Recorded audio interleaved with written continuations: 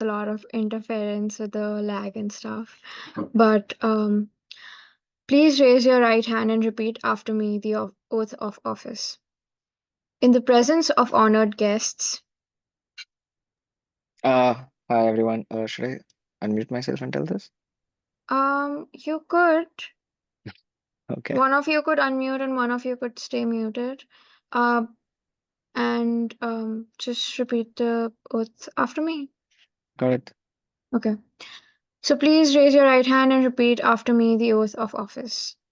In the presence of honored guests In the presence of honored guests and members here assembled, and members here assembled, I do so solemnly promise I do so solemnly promise and pledge and pledge that I will faithfully that I will faithfully execute the duties of the Assembly execute the duties of the Assembly as a program representative as a program representative, of the graduate student government as a graduate student government, to the best of my knowledge and ability, to the best of my knowledge and ability, to commit myself to the student government's code of ethics, to commit myself to the student government's code of ethics, further the objectives of this student government, further the objectives of this student government, to serve my fellow graduate student community to serve my fellow graduate student community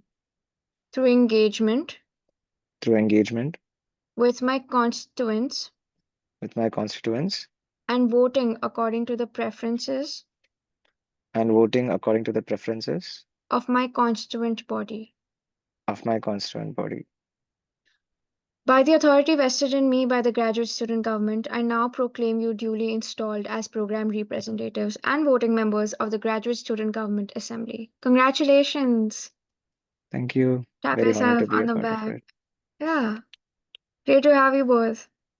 Thank you. Awesome. Congratulations and welcome. You should be hearing from one of our executive members about getting involved in committees. And if you have any questions with anything, certainly reach out. Thank you. And we're truly grateful to have you here for your service. Thank you. Of course, absolutely.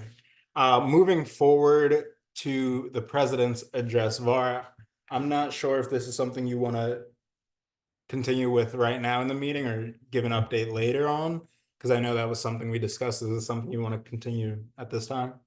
I can just wait until the very end and give time for all the free discussions. And if there's enough time, I can get into some important updates. Otherwise, I'll just cover them in the December assembly. Perfect. So at this time, I'm going to call for a motion to amend the agenda and move to the presentation from Dr. Marinopoulos. Motion to amend the agenda and move to Dr. Marianopoulos next. Seconded. Perfect. Just to jump in, when nobody was seconding it and there was such a time gap, I thought you guys really wanted to hear from me, but like it's fine. Awesome. Dr. Marinopoulos, thank you for joining us today. And Heather also from the University Health Center. Thank you for coming and spending your Friday afternoon with us, your Friday noon. Devon, thank you. Thank you. Thank you to all of you for inviting us to join you today. May I share my screen? Yes. Let me see if I can figure out what I'm sharing here. So 1 second. All right, let me see if this will work. Can you see the screen okay? I could try to go into presentation mode, but if you can see it, I can just go from here. Does that work for all of you? Okay, so Heather and I will talk to you about a fee proposal for the health center going forward that will be effective next July. We hope, if approved, This actually was a student-driven initiative.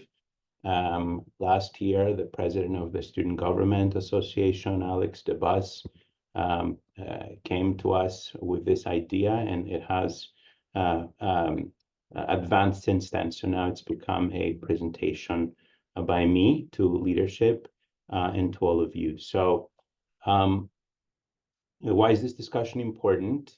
At UMD, we invest in people and communities. That's really important. The health center is under the Division of Student Affairs. Our vision is that every student thrives, and we want to advance health and health equity for all our students. That's important. I want to talk a little bit about the health center's mission, which is to provide health and wellness services to the community here at UMD and to enhance, promote, and protect the health of our campus. So we want our services to be equitable for and accessible to all students.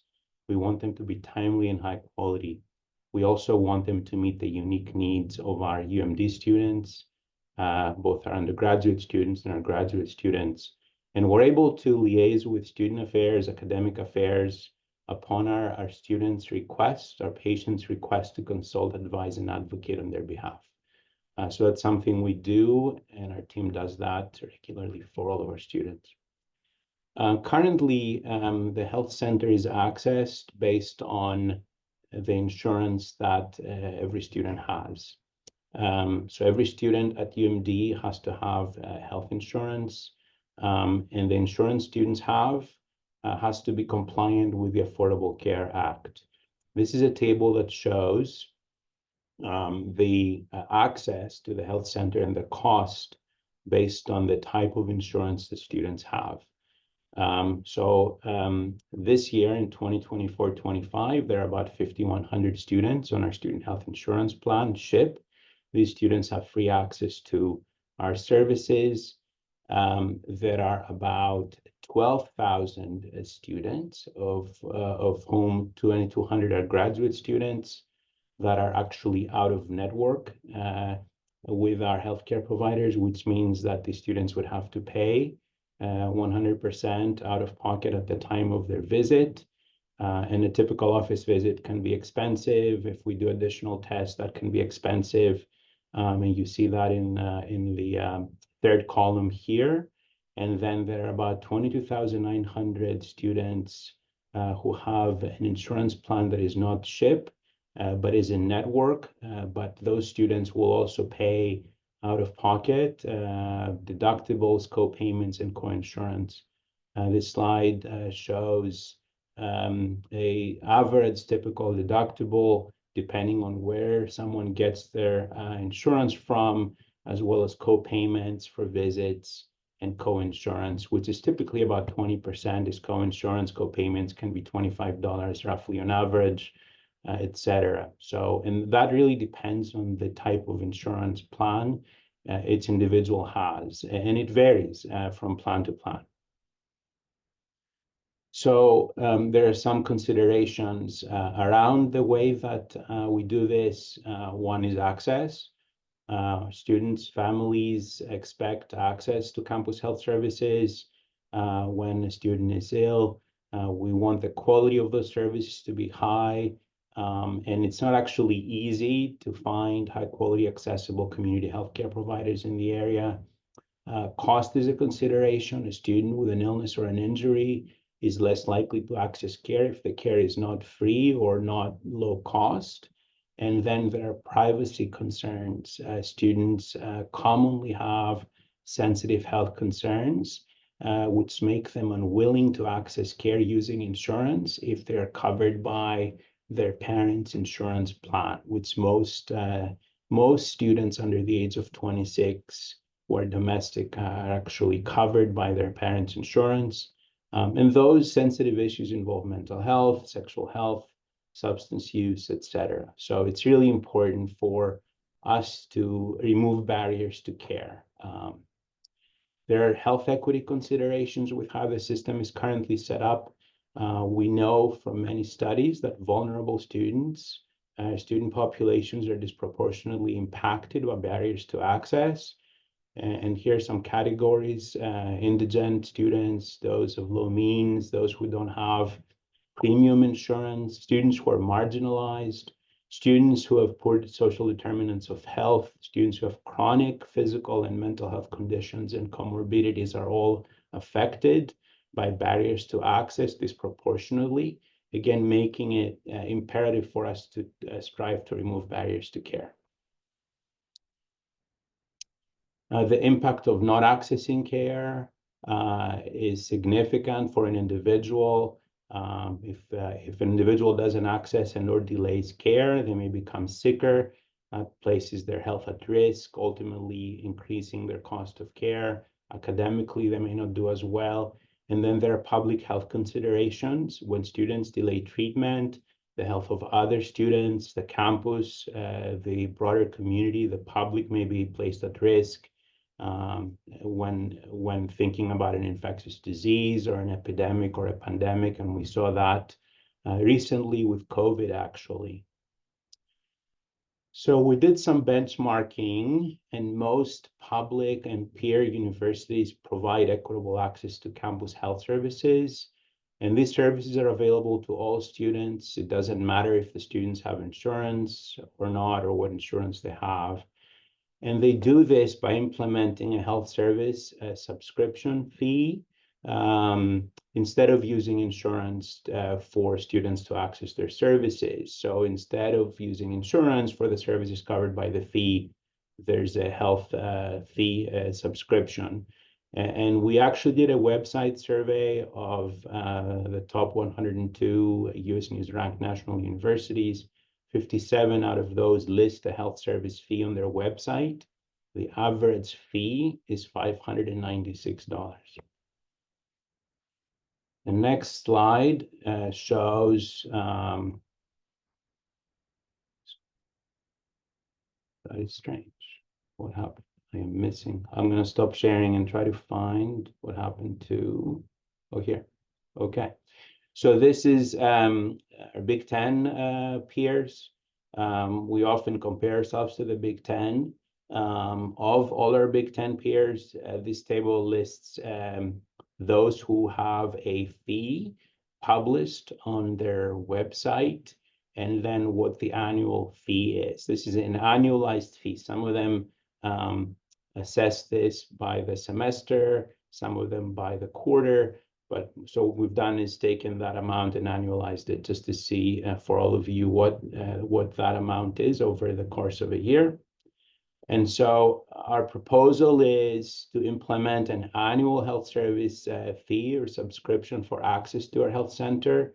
That would begin next July 1. So with the next fiscal academic year, it would be paid per semester as part of UMD tuition and fees.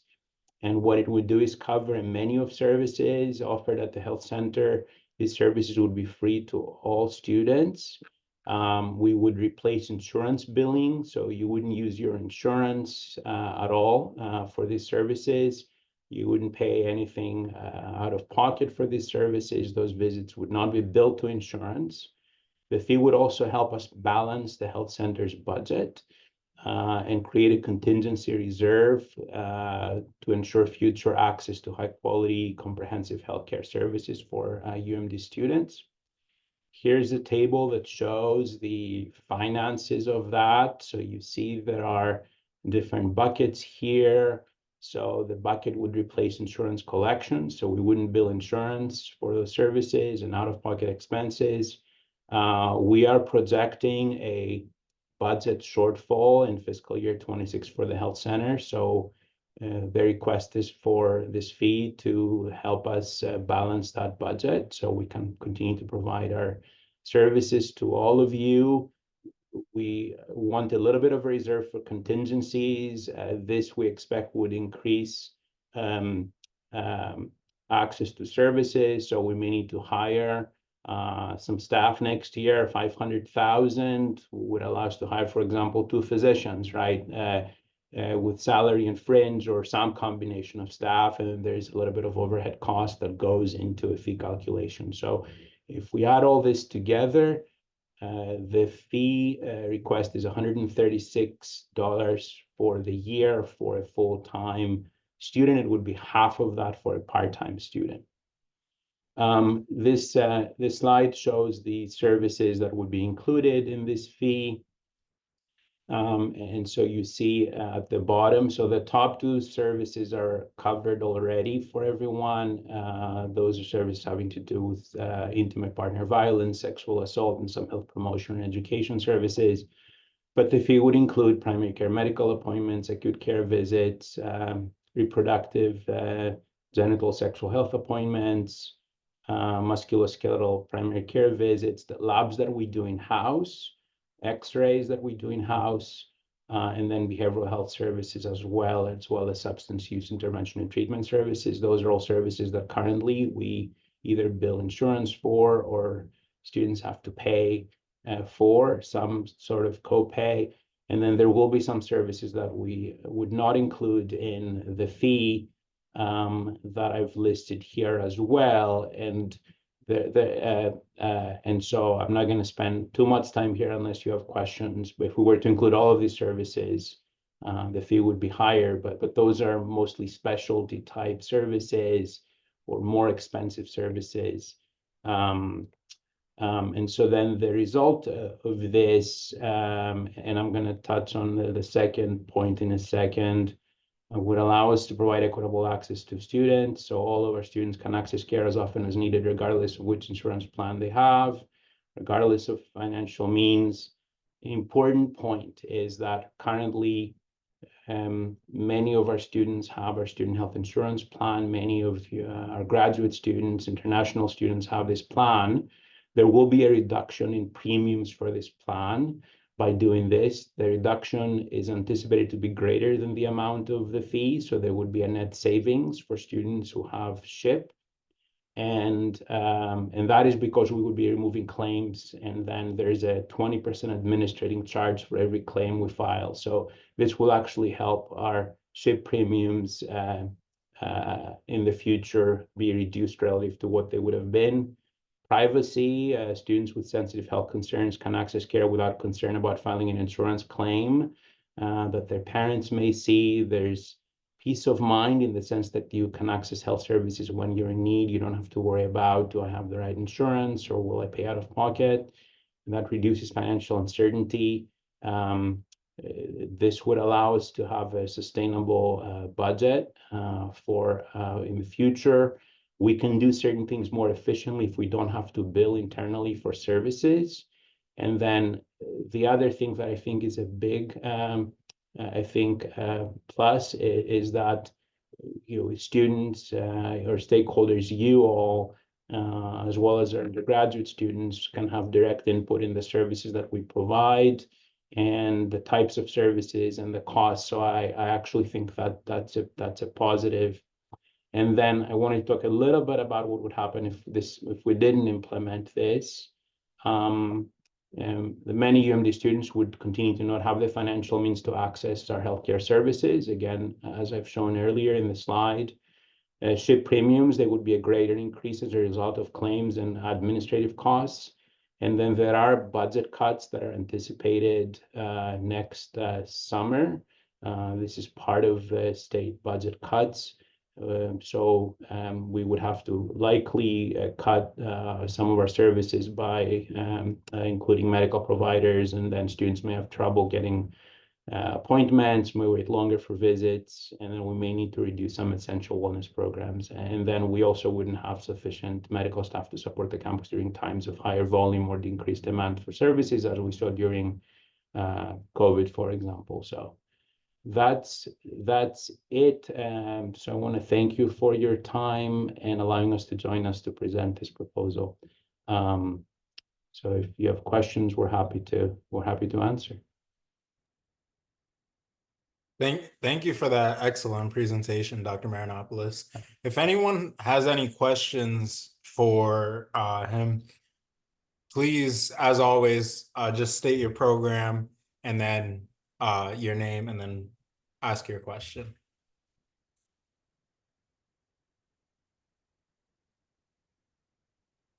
IB.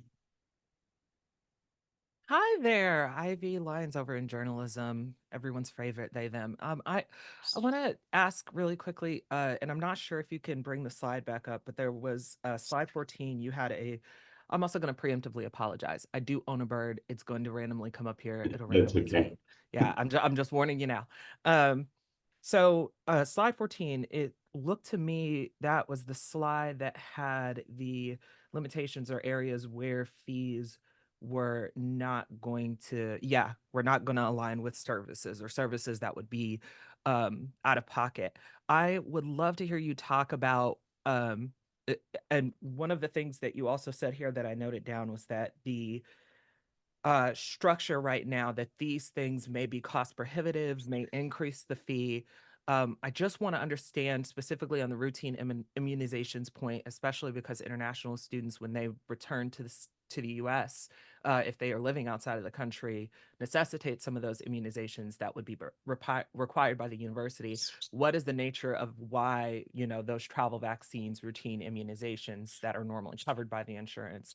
I see that first one, but what about that second one? What about those top two? Why make that decision to not include it in the fee? Is it just really that cost prohibitive? I see the explanation for the routine immunizations, but not for the travel vaccines.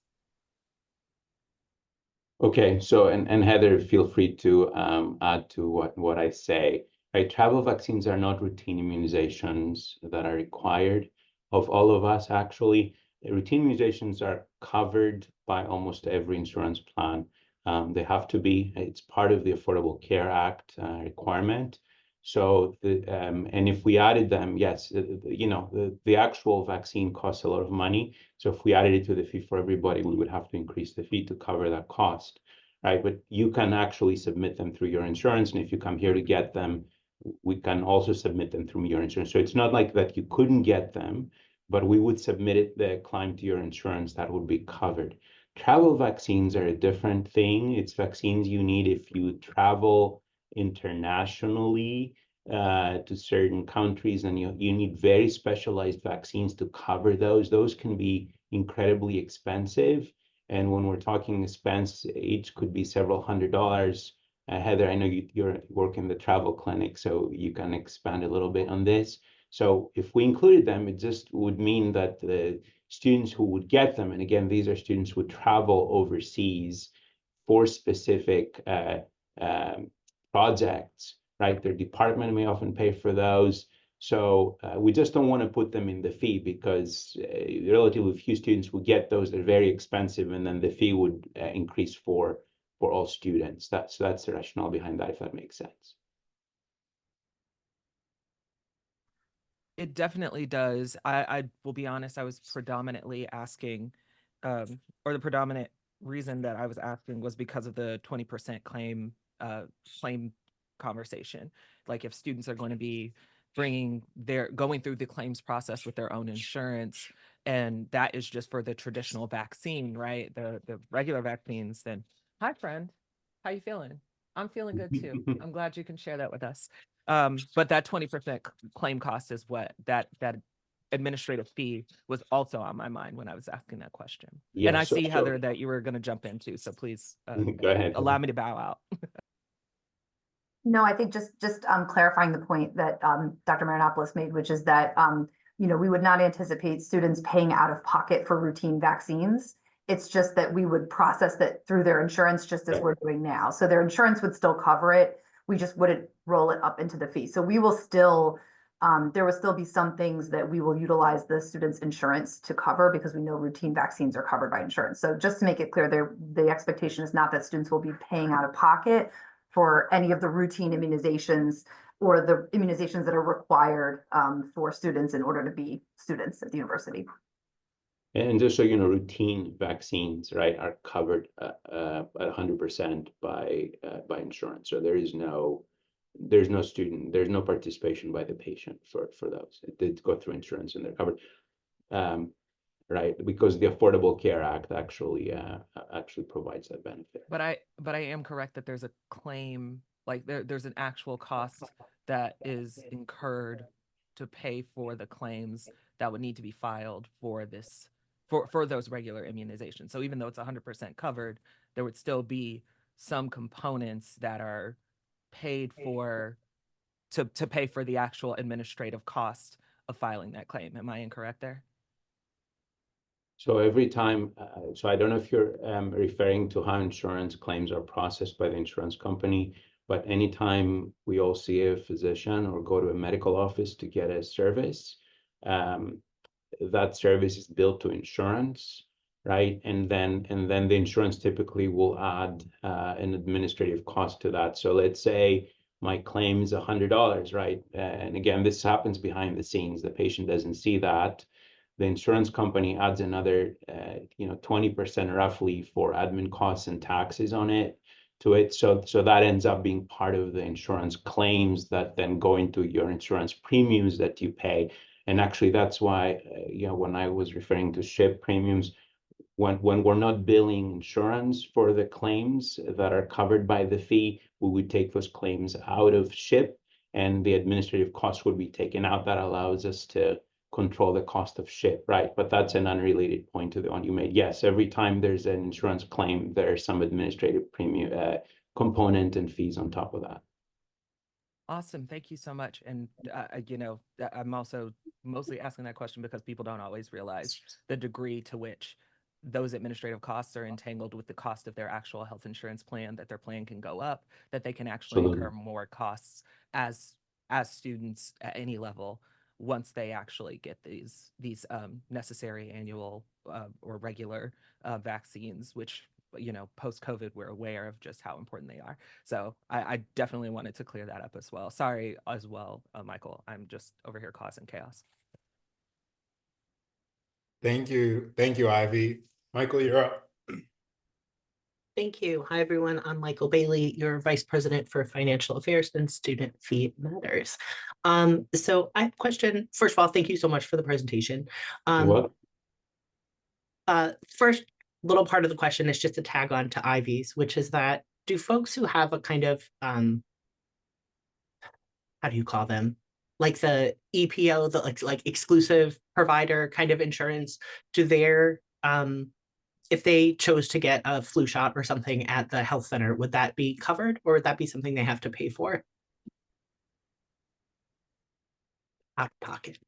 Sorry, yeah. So I think it all depends on the plan. We accept 4 APO plans, Blue Cross, Blue Shield, Cigna, Aetna, and United. So if you have one of those EPOs and you come to the health center right now, we would file to your insurance. If you have an HMO, like Kaiser or something. Exactly. Yeah, exactly. So you would have to get the vaccines to your providers. Every insurance plan is different. And it has different types of limits. So it really all depends on your plan. And unfortunately, there are many, many different plans. And that's sort of what the problem is with the current insurance landscape, right? So hope I answered your question. Wait, yeah, no, that makes a lot of sense. I assume you don't have the figure offhand, but in that 2,200 number of grad students for whom the health center is out of network and therefore would like have, to pay out of pocket at least first and possibly get reimbursed, possibly not. I don't know how many of those are folks who get Kaiser. I know like as a GA, I can like choose to get Kaiser. So I don't know if that's something. Number one, I don't know if you know how many of those like 2,200 grad students that are out of network are in that kind of a situation.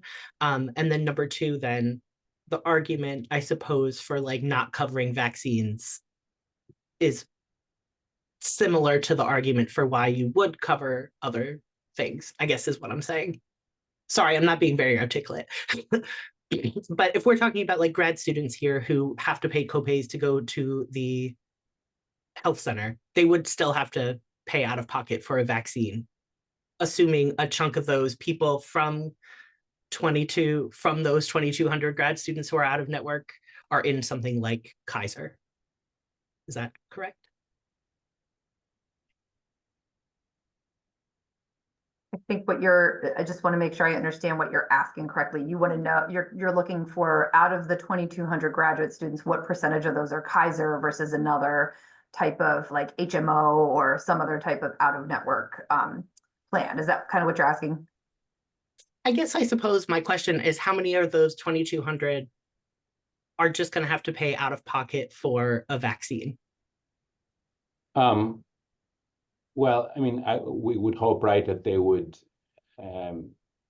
So if they have Kaiser, they would need to get the vaccine, I think, from Kaiser. I don't know how many are Kaiser. I think a number that, this is off the top of my head, that I heard in terms of Kaiser participation from all of our students, about 5%. That was last year. I'm not sure if that's accurate or not. So we don't have that data, so I couldn't tell you. But if you did have Kaiser, I would think you would get that vaccine at Kaiser if you because we couldn't submit it to Kaiser if you came to us to get it, right, in our building.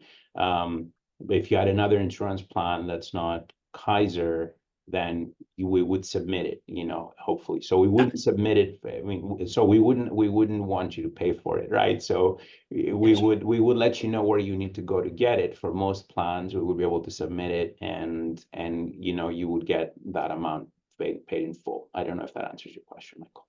No, that's perfect. Thank you so much. That was supposed to be the small part of my question, and so I'm so sorry. I think my other question, while longer for me to say, will be more concise, which is one of the arguments that you presented, which I think was really compelling, was about like student privacy, particularly for students who might be on their parents' insurance still, you know, and grad students. I'm old, but like there are plenty of people who are still on their parents' insurance who are grad students. I'm kind of wondering how that, I don't know, like I understand all prescription drugs to be covered would be a lot, but I guess I'm just wondering for things like birth control or things like I saw implantable contraception also, I know that's really expensive. I guess I'm wondering like how that kind of, you know, if we're talking about like privacy, particularly like sexual health, I'm wondering how, you know, how that kind of factors into the equation.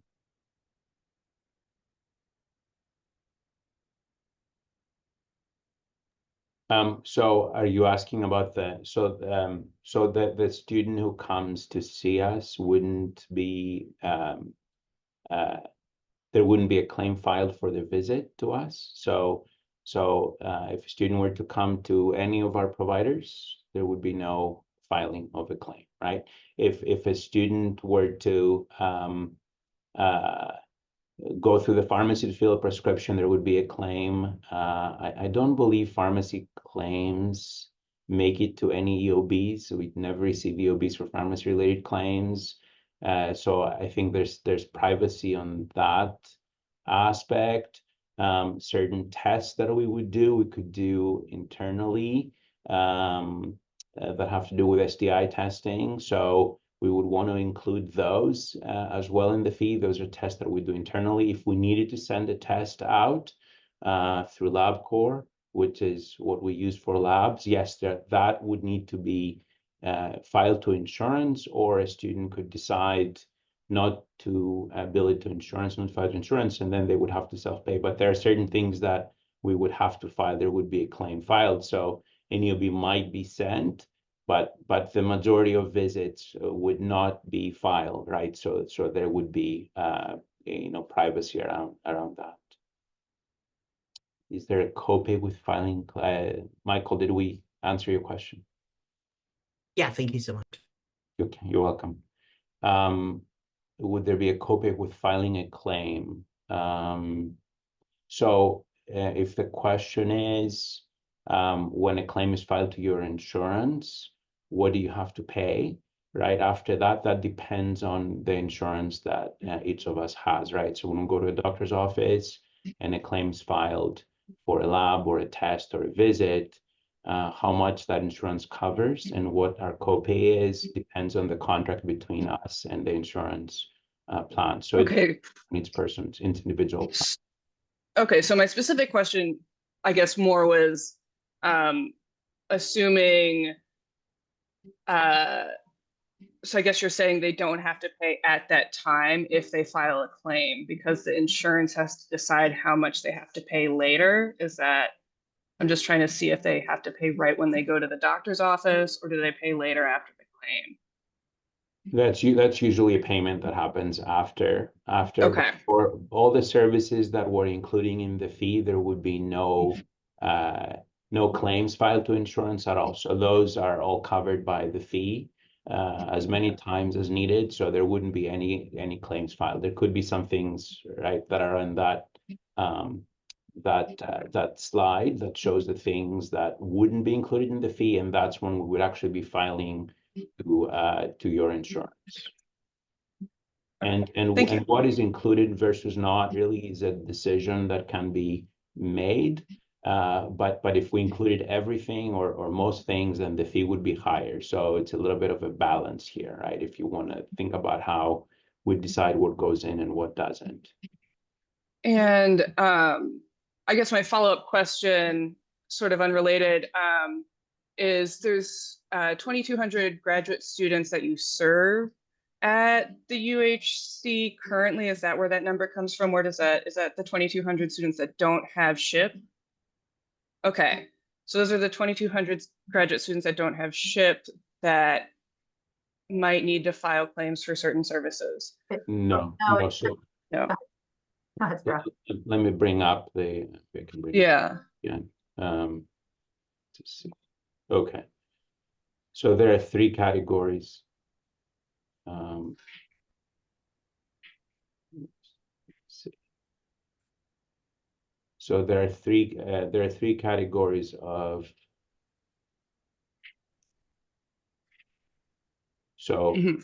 Okay. so there are three different categories. One is the students who have SHIP, right? And I didn't break out how many grad students have SHIP in here.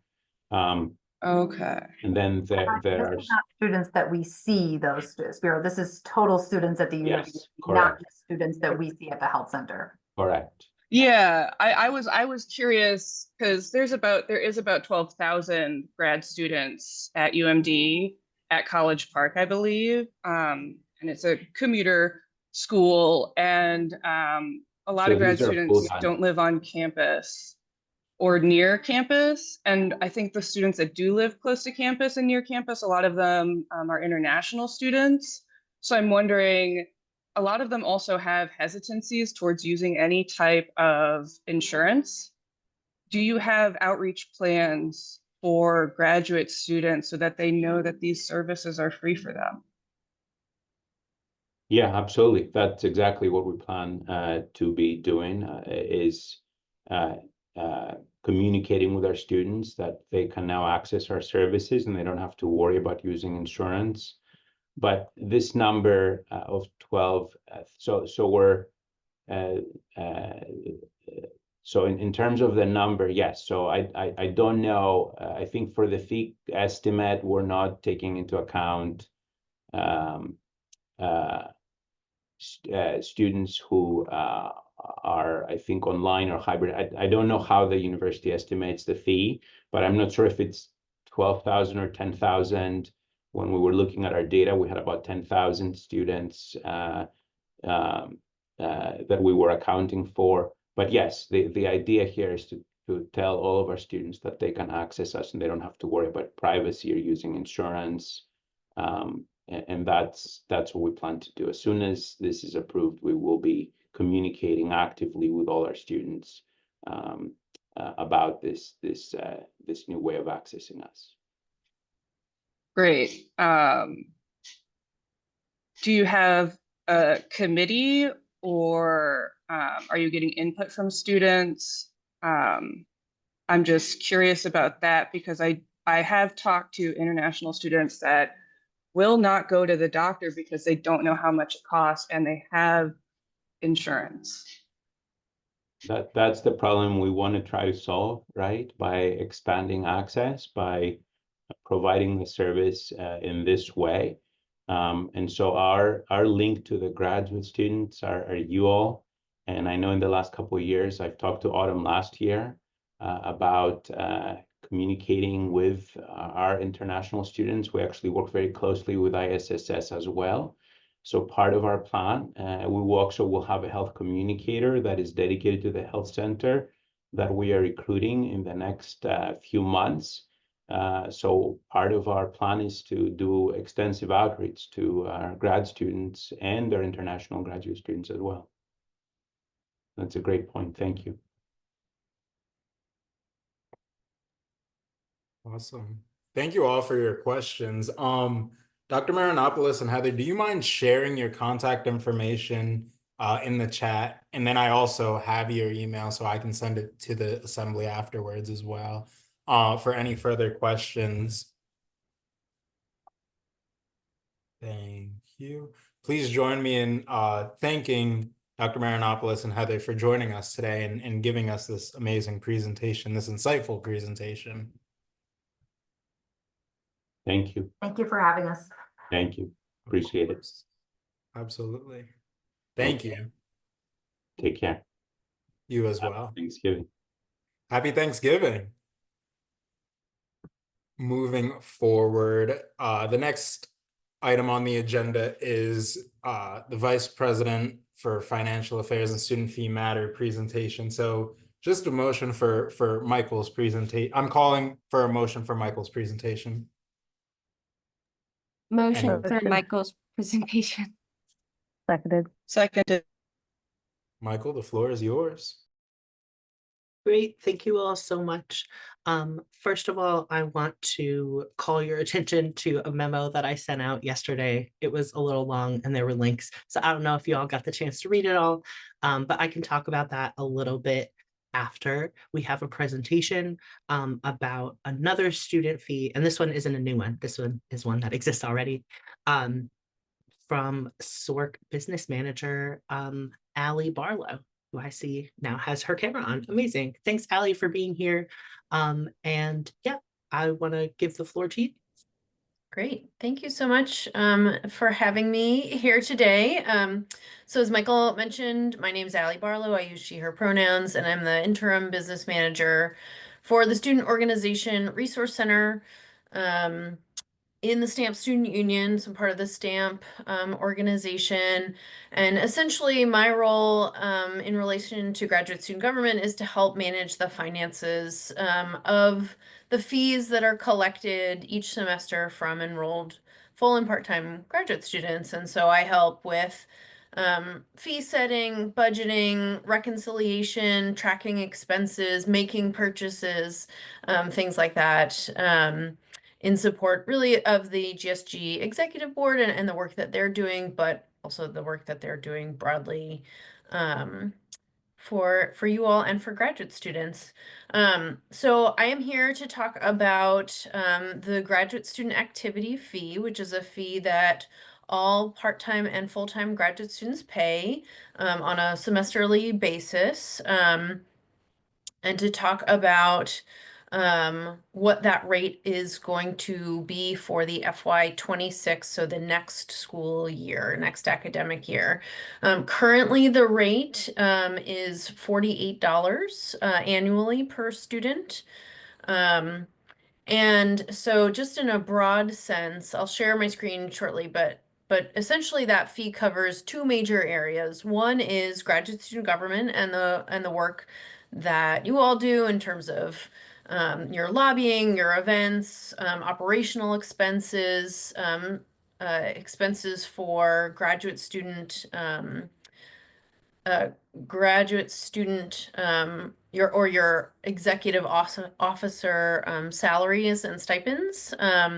And then the other major area is the graduate student legal aid office. So there's a couple salaries and an operational budget. So that is really what the fee goes to support.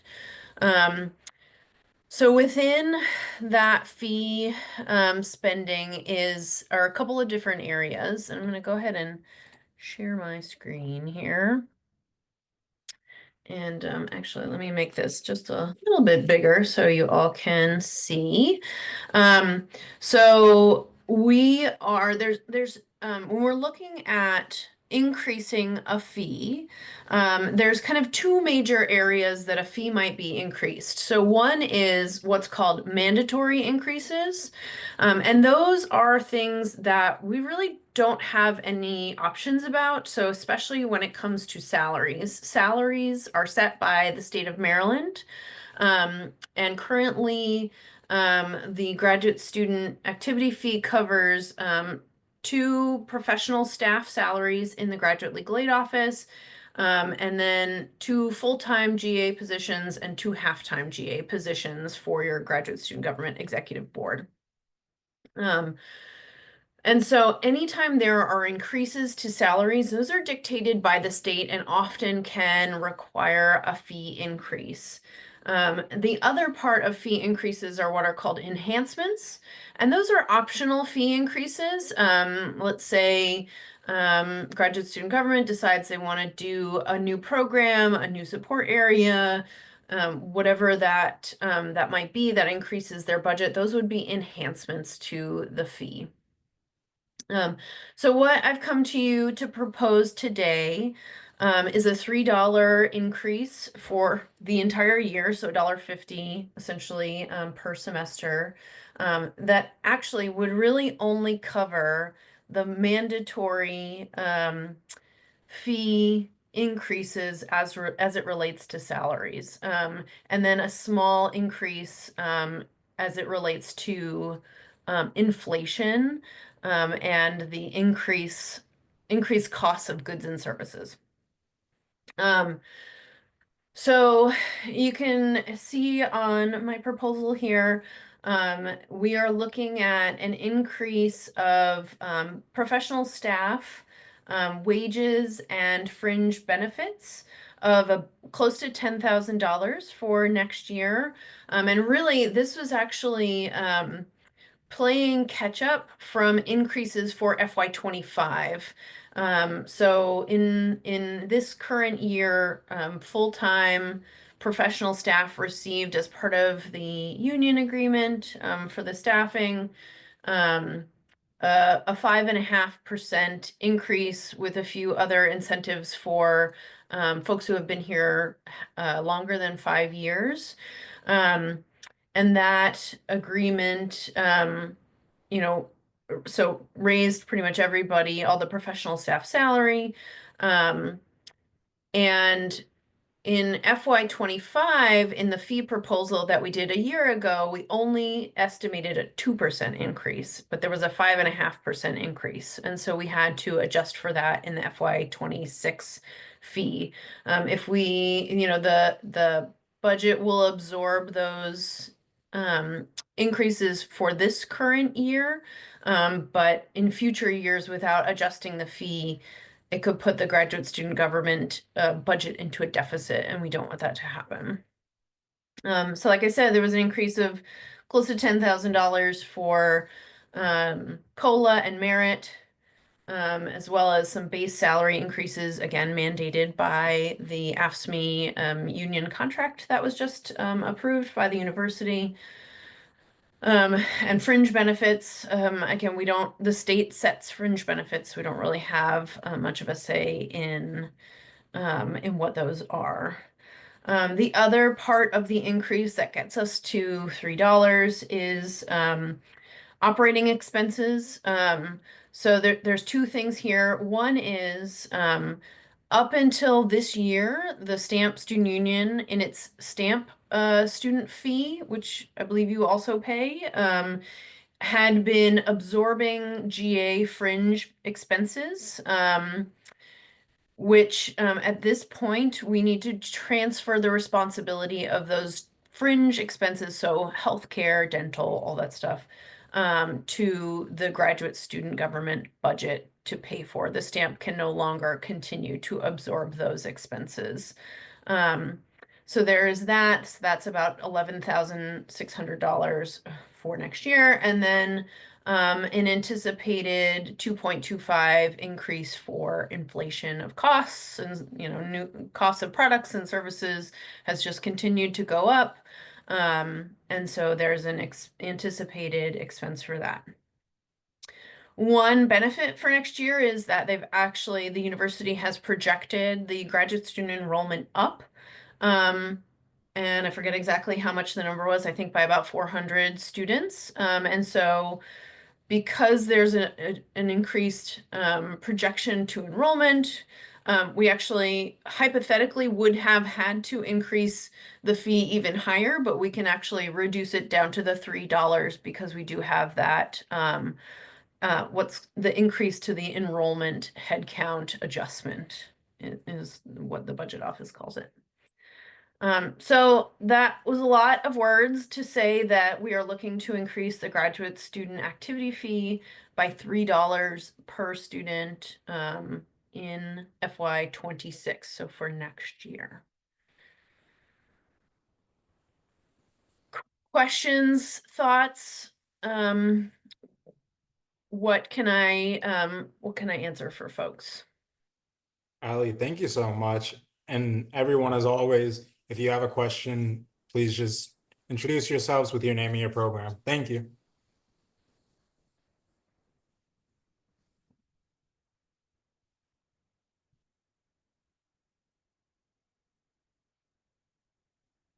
Ali, you must have covered absolutely everything. I just wowed you, and I'm so excited because I was a little nervous about a grilling, but you know, I want to be as transparent as possible. Obviously, costs are going up, but they are going up across the universe. I mean, you just got that presentation from the health center that costs are going up there as well. The salaries for the folks that this is covering, they're gonna go up. It's set by the state. We don't have much of a say over it. So this is really just trying to manage it as best as possible.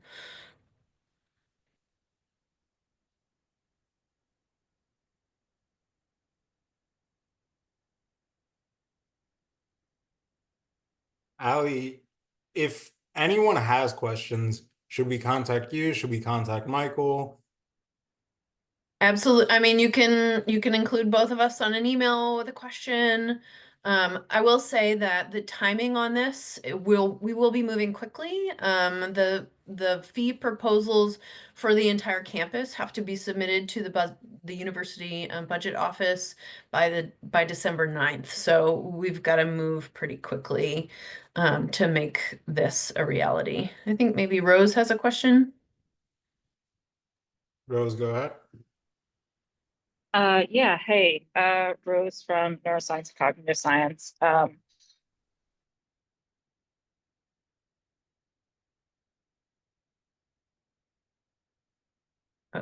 did we lose Rose? I know Rose was Rose. having some audio issues when first joining, so Hey, sorry, can you all hear me now? Yes. Okay, awesome. So yeah, I just wanted to you know, say I love our GAs and I want them to have like healthcare and stuff. But they are doing work for the school. So again, like why is this a cost that is being you know, that the students are having to cover rather than something the school is covering? So either way, the payment for GA Fringe comes out of student fees. We're just transferring it from the student or from the stamp fee to the graduate student fee. Because the graduates, the first of all, graduate student or legal aid works for graduate student government. So there's that. And then the GA positions within graduate student government are really there to support graduate students. And not the stamp, who's been absorbing the cost up to this point.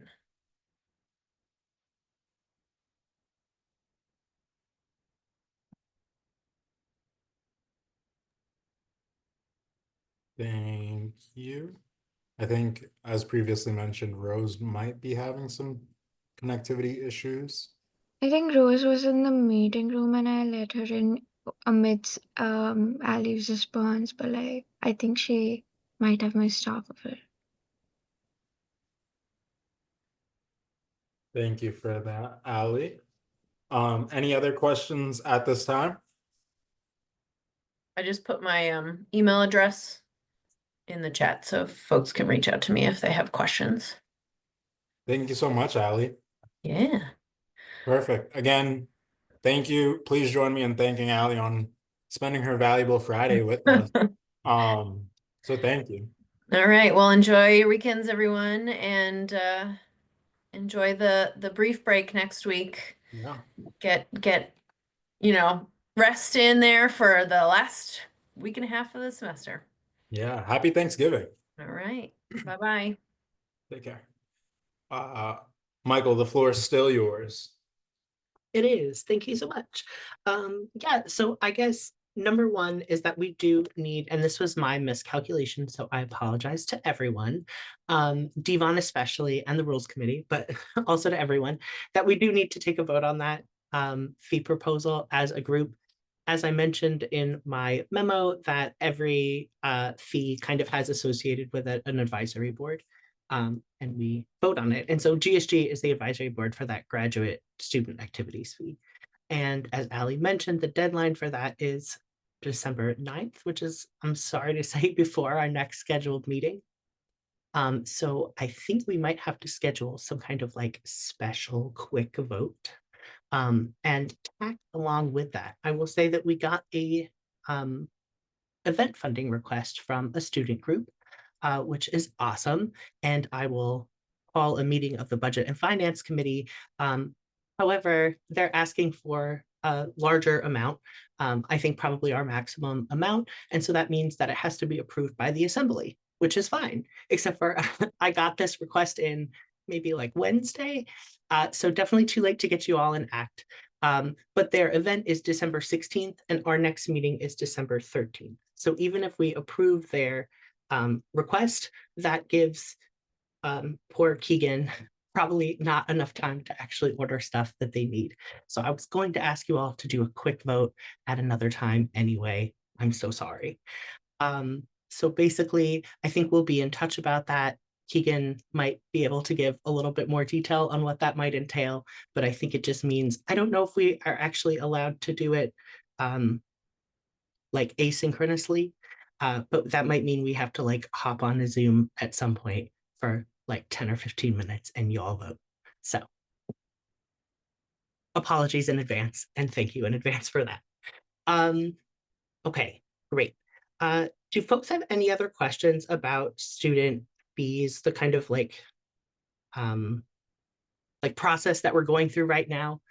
You'll get a presentation about the other student fees, maybe not from all the like actual people who are proposing them. It might just be from me explaining to you what they're asking for. But what we will do in December, and this was planned in advance, is have resolutions just to put GSG's official position just on the record for the rest of the student fees. Unlike the graduate student activities fee, these other ones are just kind of a formality.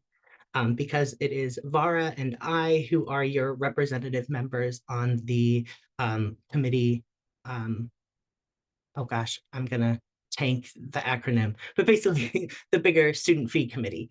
And so knowing the position of the assembly and also especially hearing any feedback that you all have either for or against fee increases is something that's really helpful for us, not only to like cast our own votes, but to persuade the other members of the committee to be on our side. So I really encourage you. I will send stuff out in advance of next time, and then I'll talk about it next time. But yeah, I really encourage you to have opinions, strong ones, preferably, because that helps. Yeah. And so if there are any questions about the student fee setting process, let me know either now or you can send me an email. Either way is good. Michael, I have one question for you. In Please. preparation of a special assembly meeting, a session, is there any way that program at the assembly could get the information that Ali shared, exactly what the increased fees will go towards, how it's divided, all the 100% yes. And actually you already have it because it is in that memo that I sent you, but I will send it specifically. But you do all have access to it right now. Perfect. So I encourage everyone to take that and share it with your programs so that everyone knows that this is forthcoming and can impact everyone. Exactly. Any other questions? Comments? Emojis? Perfect. Seeing no questions. Failing that, I think that concludes my time. So thank you so much. Awesome. Thank you for that great report, Michael. So moving forward, I know on the current agenda, we do have the Director of Operations updates, but I'm also going to, seeing that Dean Roth joined us, I want to be respectful of his time. So I'm going to call for a motion to amend the agenda to move to Dean Roth's presentation. Motion to amend. Seconded. Perfect. Dean Roth, thank you so much for joining us. Whenever you're ready, the floor is yours.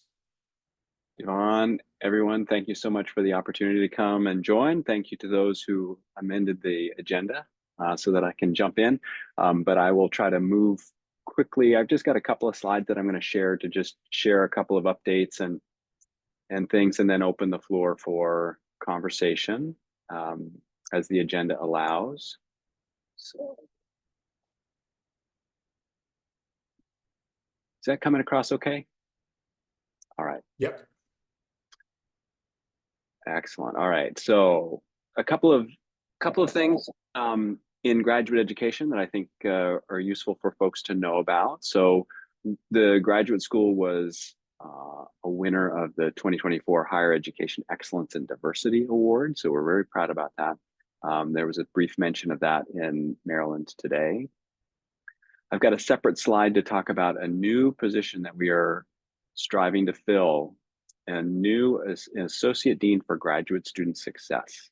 And I'm grateful to the Provost for her continued support of what we're trying to do to enhance graduate student success across the campus. We're in partnership with the Council of Graduate Schools. We have an NSF grant that is working on an admissions data collection project that will hopefully help us understand more about how folks are applying to schools and how that can be used to help with diversity and inclusion efforts in the recruitment end of our admissions activities. And then some of you may actually be participating in a new-ish peer mentoring network program that we launched in the spring and have continued this fall, that is pairing postdocs with PhD students. And the early feedback that we got from the spring was really positive. And so we're continuing that, and I'm grateful to the team members who are leading that effort. As I mentioned, the Provost has provided support for an Associate Dean for Graduate Student Success. So our graduate school is among the smallest of our peers. I currently have one Associate Dean half-time and one Assistant Dean on our staff. And so I really wanted additional support to work with colleges on supporting best practices for student success, especially in kind of those co-curricular spaces that are so important for students. And so we have posted a position, and we will begin searching in earnest this late fall and early spring, and hopefully get somebody into the position by the summer. And so I'm really looking forward to that. The statement of mutual expectations process, for those of you who are graduate assistants, you hopefully recognize this process. It is moving into this new workday that just transitioned as part of the Elevate program that last week.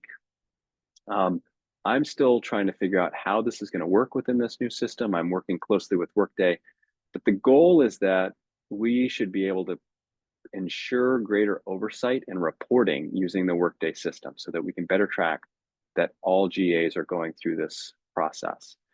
So we'll be sending out communications as we understand how the system works, what buttons to push. We'll be sending out communications to you and your supervisors and your programs on how to go about doing this process. Graduate housing, some of you have heard that the university is supporting additional graduate housing for students. That is on track. It's called the Leonardtown Complex. I don't know what the final name will end up being. If you travel from the main campus entrance toward the metro station, you can see it actually in progress off to the right as you travel down the road. It will be right along the new Purple Line. It is set to open fall 2026 and will effectively double the amount of graduate housing that we have for the campus. I'm really excited about a new policy that was put out this year on faculty professional conduct. You can find, this is the policy number, you can find all of our policies, but this one at policies.umd.edu. I'm not going to go through all the details of the policy, but for those of us who've been in leadership positions on campus, this is something that we've been pushing on for several years. Some additional accountability for faculty to ensure that they are providing a civil, respectful, secure, safe, inclusive, and accountable space for our students. And so I've been sharing this policy with associate deans in the colleges, grad program directors, grad program coordinators as well. And as I usually do, just a reminder that we are trying to find ways to engage with you and encourage graduate students to engage with us. We've got some open forums. I've been doing office hours, and we've got a variety of activities that come out from the graduate school or graduate student life. And so those of you, many of you should be getting our newsletters. So we have the Pathways newsletter from the graduate school and the graduate student life newsletter, as well as social media. And so I just encourage you to engage in those. I recognize I don't read every email that comes my way or every newsletter, but occasionally dive into one of those Pathways newsletters or the GSL newsletter, because there's some good activities for you. And we want to hear from you. So I will end there as soon as I figure out how to stop sharing. All right. And I will open it up for questions, comments that folks might have. Awesome. Thank you so much, Dean Roth. As always, if you have a question, state your name and your program, and starting with Rose, the floor is yours. Hi, Rose, Neuroscience and Cognitive Science. I have a question about the new Dean position for Graduate Student Success. And my question is, why are you adding another, I'm sure, very nicely paid administrative position, rather than actually addressing the structural barriers such as low wages for GAs, ineffective grievance procedures, lack of support for international students, et cetera, that currently exists as hindrances to graduate student success? Well, because I feel pretty strongly that what we hear from students is that they feel disconnected from the campus, and that when we lose students when they fail to complete their programs, when they have extended time to degrees, that they feel that they're not able to engage with their programs and advocate for changes to their curriculum and changes to the support structures that we know are critical to student success. As much as I want to be able to do that myself within working with colleges, I simply don't have enough time to do that. And so this is a 50% position. And I'm hoping that it will allow for a liaising between the programs and the colleges and what we call our student success team, which is focused on career professional development, mentoring supports, student wellness activities, to ensure that we are sharing best practices across the campus.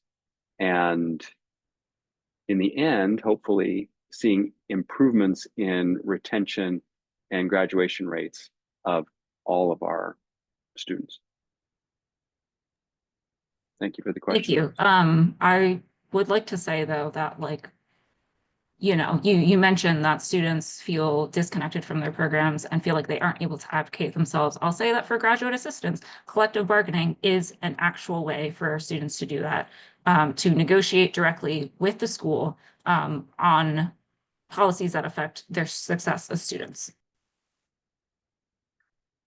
I hear you. We also have what's called the meet and confer process that provides that same avenue for engagement with senior leadership.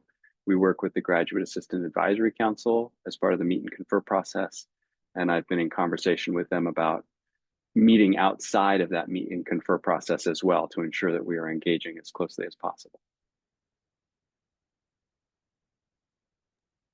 Thank you. Nora? Hi, thanks, Dr. Ra. I was wondering if you could provide a position description for this job. I do know some people who might actually be a fit for this associate dean position. They work in supplemental instruction, which has to do with tutoring students and et cetera. That's my only question, is if you could provide a description of the job. And I'm just going to second what Rose says. Rose said, I think the meet and confer process is maybe works for some graduate students. I think a lot of graduate students don't even know about it and don't know what it means to have someone else advocate for them in a room of other faculty members. Because if it's a GA against, I had to talk to someone about maybe taking one less class because there's, teaching, but who do they talk to? They talk to their advisor, who is also their, main advisor, who is in charge of their schedule. And so I feel like, it's not maybe as transparent to GAs who they can go to for help. I appreciate that, Nora. And I certainly understand the challenges and concerns that students face. One of the things that we've been trying to do is better communicate out the different processes that we have when grievances emerge. So we do have a grievance policy. We are reviewing that grievance policy presently to ensure that we are following best practices. We have an unacceptable behavior support, I'm getting the name wrong, inappropriate behavior incident report that students can submit through our website anonymously, or they can provide their information, and we'll follow up with them. We're trying to ensure that those pathways for reaching out when a student is feeling unsupported, that they have those opportunities. You have a graduate director, you have an associate dean in your school, you have the graduate school, you have our ombuds office. So if you are yourself feeling unsupported, if you know of students who are feeling unsupported, encourage them to reach out. We have pathways to assist. That's partly why I acknowledge this new policy on faculty professional conduct. When a faculty member is not supporting their graduate students, I need to know about it. We need to know about it so that we can improve the situation.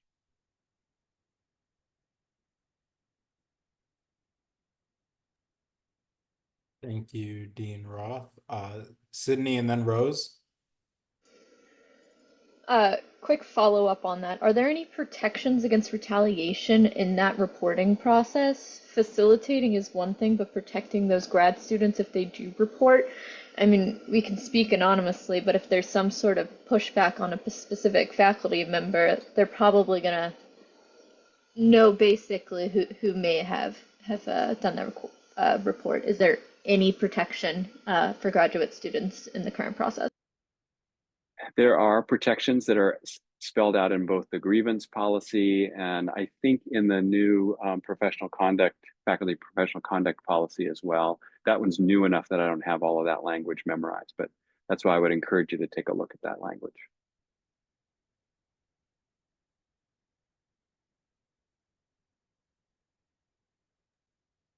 Thank you, Sydney. Thank you, Dean Roth. Rose, and then that'll be the last question.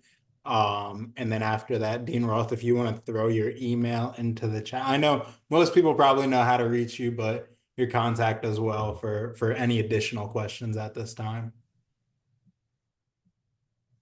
Hi, yeah, Rose Yang, Neuroscience and Cognitive Science. So regarding the policy, what is the actual consequence for if a faculty violates that policy? The faculty professional conduct policy. So Correct. If a faculty Yeah. member has been found to violate that policy, what is the consequence? Is there a consequence for them? well, that's the idea behind the policy, is to ensure that there are consequences. And if you read through the policy language, the consequences can go all the way up to the level of termination. I think from a graduate school perspective, one of the primary benefits that I see with this tool is consequences for graduate faculty status. And that means graduate faculty mentorship. When a faculty member is abusing their privileges and responsibilities, frankly, for ensuring quality and safe mentorship, that's something that can be removed.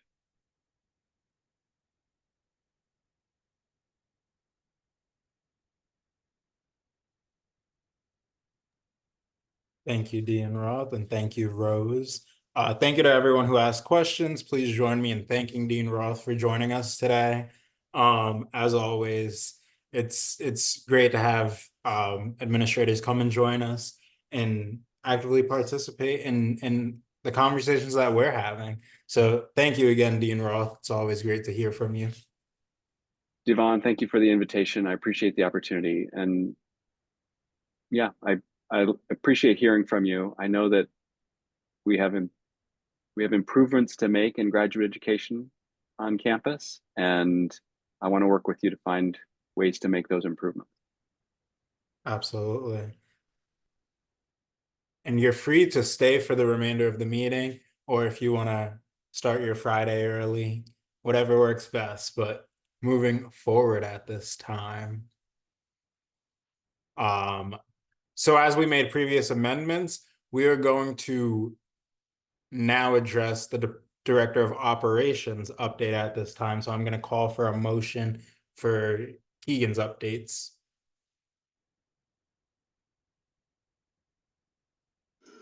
Motion for Keegan's updates. Seconded. Keegan, the floor is yours. All right, all my internet connection is unstable, which is why my camera's been off. I'm going to try to present with my face visible, but if I suddenly cut out, that's why. I'm going to try to do this quick because we have a lot to cover still and not too much time to do it. So I have 3 items on the agenda. The first is the most pressing. This is kind of our deadline. I mentioned last time that we need to form the governance committee, which is a special committee, not a standing one, by this month in order to continue to move forward with our bylaws and constitution review process. So far, we have 3 people. So to reiterate quickly how this special committee works, it is made up of 7 members.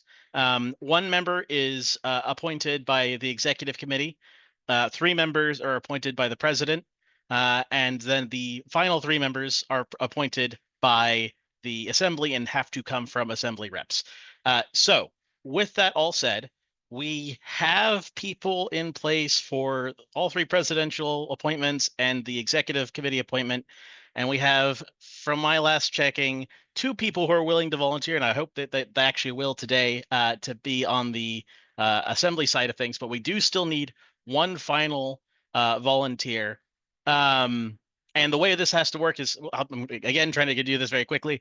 We do need to actually have brief statements from each of the assembly people who are interested in being on the governance committee. And if I realize that some of you are actually quite new, so let me back up a little. Governance committee is basically our Supreme Court, if you can think of it that way. It is a committee that considers constitutionality of issues. It hears challenges, constitutional challenges, and it also oversees impeachment proceedings if those come up. It is also responsible for review of anything that is designed to change the Constitution or the bylaws, which of course the bylaws committee is specifically for. So that's why that connection has to exist. With that said, unless there are any questions about how it works, I would like to see if we can get the 3 assembly members to, if we can find 3 assembly members to volunteer and make a quick argument for why they should be on the committee, and then we actually have to vote for them. So that's the part that takes some time. So I know that 2 of you have been in contact with me. I don't want to call you out in case you've had second thoughts, but if either of the 2 who have been in touch with me about being interested in being on governance committee would like to volunteer and go first, I would appreciate it. Hi, I can definitely do that. Ivy Lyons, journalism studies. I am definitely down to take on a role in the governance committee, primarily because I see it as being necessary to, as Devon has been so uh, so kind to say, have checks and balances and hold people accountable. I mean, I would love to say that I'm not more than an agent of chaos, but behind the chaos is order. I've been a Robert's Rules person forever. I am definitely the person who has come from literally working in the Senate under the Democratic whip to now being a university senator. I'm very aware of not just the rules that an organization constructs, but the construction of a constitution and how bylaws can be done to best affect change. So I definitely think that I am down for it, and I'm hopeful that I will be among that slate of people who can take a little bit of weight off of some other people's shoulders, and that I'll be joined by perhaps 2 other people who are interested today. Thanks.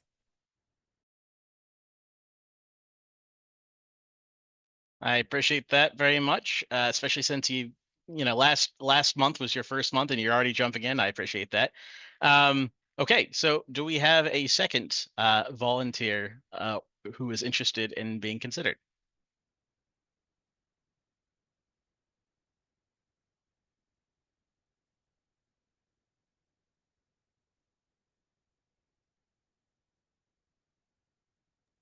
Maybe Keegan, you can go over the time obligations Absolutely. for this committee so that the new people are aware.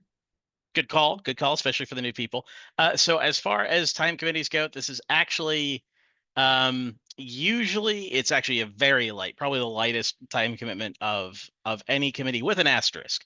So normally what happens is rules committee meets once to elect a chair and co-chair, and that's it. That's the only time they meet, because rules committee only needs to be active when there is a constitutional challenge or an impeachment going on. This year is a little different just because there will be 2 guaranteed, maybe 3 guaranteed meetings, at least one to appoint or to elect your committee chair and assistant chair, but then also one final meeting to review the amendments and proposals from bylaws committee. But it still is on balance a lower committee time commitment for a committee than most. The caveat to that, the asterisk being, if someone is impeached, suddenly it becomes a lot more involved and time consuming. But the last impeachment we had was 8 years ago. So it doesn't happen often. So I would say, yeah, I would say probably about 4 hours total, if I had to guess, unless an impeachment happens or something serious like that. True, there is that as well. Yeah, I don't totally fully think I understand what's involved, but I'm happy to volunteer. That's not a great pitch for myself, I know. No, honestly, it's kind of good. Like having someone who's But new to it is good, honestly. there you go. That's Fresh my pitch. perspective. Yeah. I'm new to it, I'm learning, and I'm very excited to learn. Perfect. Yeah, there we go. That's my pitch, unless anybody wants any more from me. Hey, I think that's good. We just still need that third person. One kind soul who's willing to be that third person would be appreciated. Also, sorry to cut in, but I Yeah. wanted to reiterate the fact that all the program representatives are required to serve on at least one committee.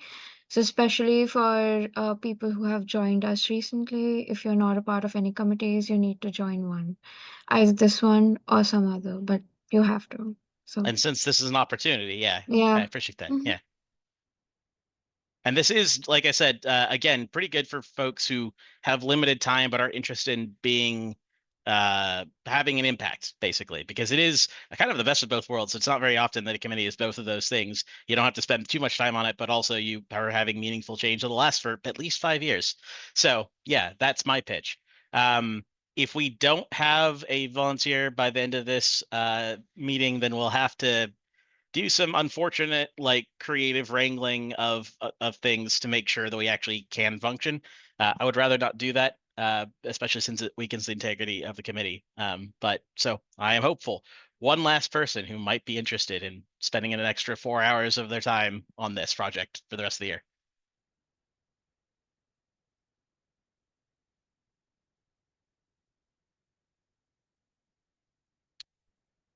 Okay.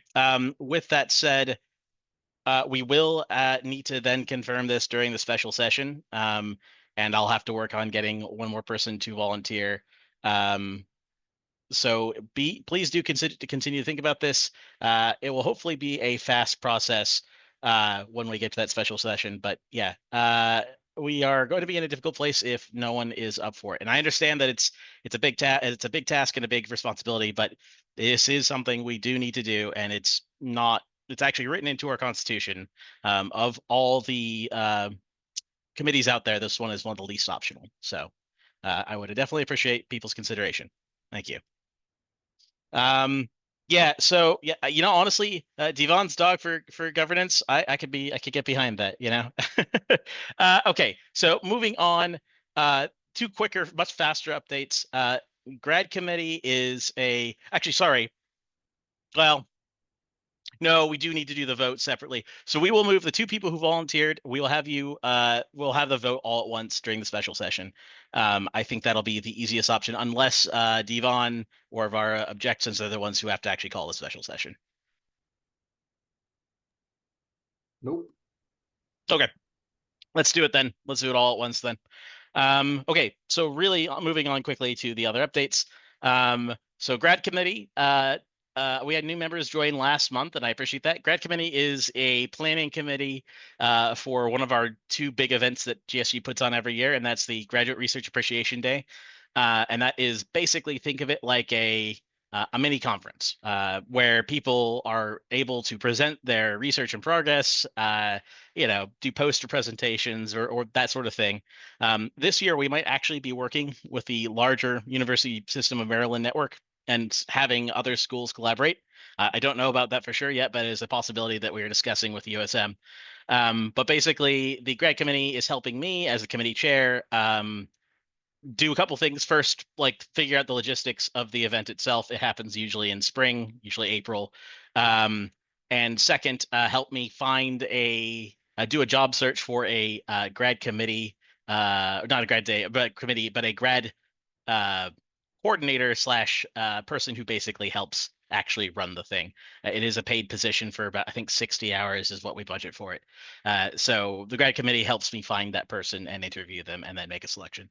So yeah, we do have a minimum number of people at 3, I believe we're currently at right now, which is exactly what we need. But if anyone is interested in helping coordinate a research project, pretty big one, then yeah, let me know. Otherwise, I will move on to the final thing in an effort to keep us sort of on time, and that is bylaws committee.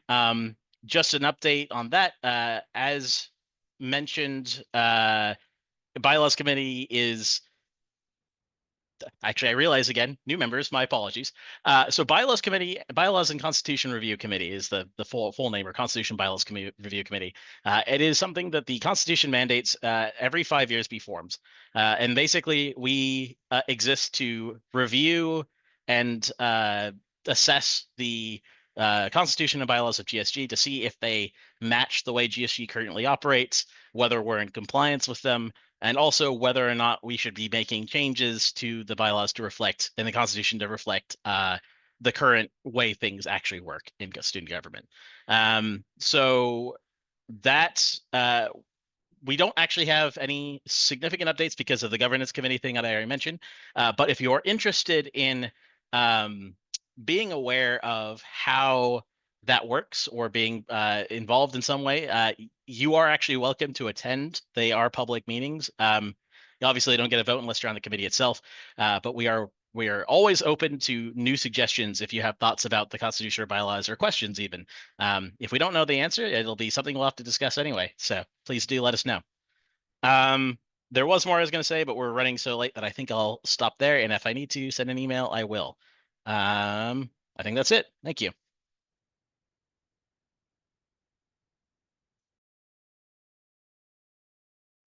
Ivy, go ahead. Thank you, Keegan. Ivy, go ahead.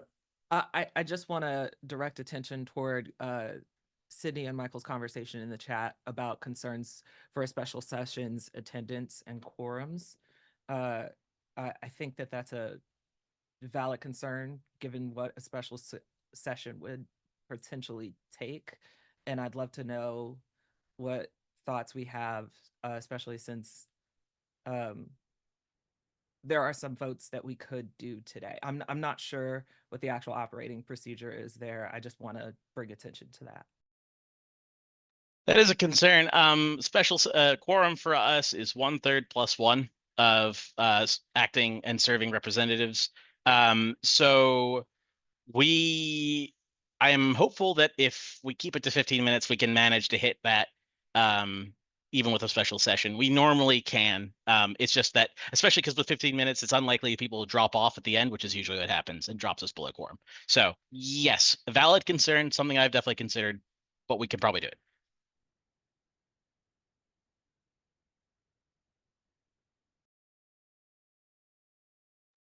Thank you, Keegan. Thank you, Ivy. Any other questions, concerns for Keegan, or in general relation to a special session or governance grad and bylaws? Michael? The only thing about the special session that we absolutely couldn't vote on today is the event funding request, which was the initial reason to think of one. And the reason we can't vote on it today is because it hasn't gone to the Budget and Finance Committee yet, because we literally got it a couple days ago.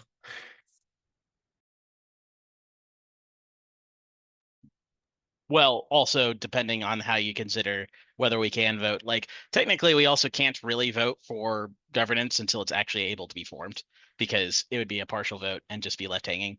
And as far as the other one goes, it's true. If we decided not to use adopt a resolution, we could vote today. But if we want to do a resolution, then we do have to vote during the special session.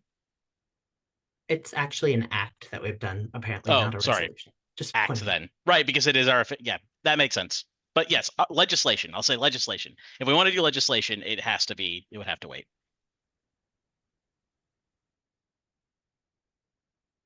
Perfect. Awesome. Thank you all for this lively and fruitful discussion. Moving forward to new business, can I calling for a motion to move to new business? Motion to move to new business. Second. Awesome. Thank you. The only new business that we have on the agenda is a resolution proposal. I shared the resolution with you all. I will also pull it up for I will also pull it up right now as well for us all to take a look at.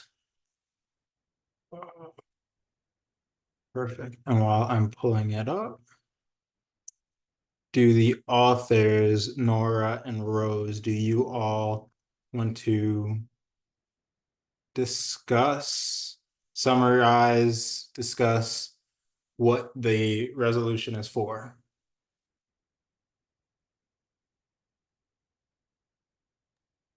I can unless yeah, Rose wants to. Okay, Nora, where okay, yeah, I can do it. So this resolution is calling for the University of Maryland and the University of System Maryland to recognize and bargain in good faith with the University of Maryland Graduate Labor Union over 60%, so a supermajority of graduate workers on campus have signed union authorization cards indicating that they would like to be represented by a union. However, under the current Maryland law, there is no law in Maryland that compels public universities to collectively bargain. And so UMD and USM have effectively ignored us until this point. We are asking for this because under the current shared governance system, including meet and confer, graduate student employees haven't been able to address serious labor concerns. So for example, the GAC has asked multiple times over the years to raise the citizenship stipends to adequately cover the cost of living College Park. And these calls have gone unheeded. Collective bargaining is academically recognized as a very effective avenue to address labor concerns, particularly with vulnerable populations, international students with visa status, marginalized races and genders. There has been multiple peer-reviewed published studies that state that specifically within the framework of higher education and graduate workers, collective bargaining improves well-being and health, and found higher levels of personal and professional support among union represented graduate student workers. Union grads had better pay, and there was no negative impacts. So yeah, there's no scientific peer-reviewed evidence that exists to support the idea that collective bargaining is causes any negative effects to graduate student employees. Many of our peer institutions, including 70% of the other universities within the Big Ten, currently collectively bargain with their graduate student employees. Just down the road, Johns Hopkins University has negotiated a contract. Their current stipend minimum is $47,000. They get 4 years of guaranteed funding, 12 weeks of paid parental leave, childcare subsidies, fully subsidized health insurance premiums, $80,000 for students to apply for visa renewal fees. They get 14 paid days of paid leave to maintain their immigration status. They get free access to local transit. They have improved grievance procedures. And these are just some of the benefits that they were able to bargain for. So in the absence of any current Maryland state laws, which compel universities to collectively bargain with their graduate workers, this legislation is indicating that graduate student governments does support that the UMD and USM voluntarily recognize the University of Maryland Graduate Labor Union. Awesome. Thank you, Rose. Any of the Nora and any of the sponsors, is there anything else that should be added before we open it up for discussion? I'm ready to answer questions. Perfect. Opening up for discussion, please raise your hand and introduce yourself with your name and your program. If you have any questions, concerns, ideas, anything you want to add to Ivy. Hello, my fellow colleagues. Ivy over in journalism. I just want to really quickly come to line 18 where hi friend, how are you doing? I'm doing great too. I'm gonna pay off a bird while I'm talking. There we go. So I want to come to line 18, not to necessarily say that it's inaccurate or incorrect, but actually to suggest a replacement of the word address for redress. I just don't want to allow for the misinterpretation of what the university administration is doing with graduate workers at this time. There are communications that Dean Roth and others have discussed. Whether or not they've been effective is much more of the concern here. And we have examples of the effectiveness. So I think to say that graduate student employees haven't had the ability to address serious labor concerns would rub up against the nature of meet and confer, GSG, and other actions that have been taken to communicate with the administration. I don't know if you see it that way. I see that word as needing to be redressed, that there hasn't been a solution that's come out, whether or not those communications have happened. Awesome. Thank you so much for that, Ivy. Nora. Thanks, Ivy. That's a great point. Yeah, I wonder if we edit it, we have to send it back and we can't vote on it. Is that correct, Devon? So with that, we would have to, and Keegan, if there's anything that I missed, just let me know. But so we would have so right now immediately we would have to call for a motion to update Okay. the language. And then if that gets seconded, what we could do is have a vote to approve as is, have a vote to approve with the specific amendment, switching address to redress, and then a down vote or abstaining from the vote. Could we not Okay. could we not directly just have a motion to vote on the amended resolution like we did like last time for free? Yeah, we could do floor edits, and then we vote on the edits, like the edited version, basically. Yeah, we do the floor edits like right here in live is how it works, though. So I would love to Ivy Lyons journalism. I'm gonna frame this very specifically. I'm sorry for doing this.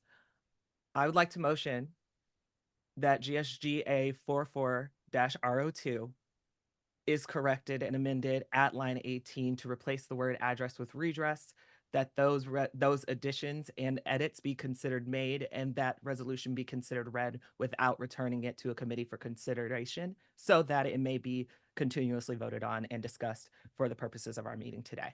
There you go. That was the perfect Robert's Rules version of what I just said. Thank you. Seconded.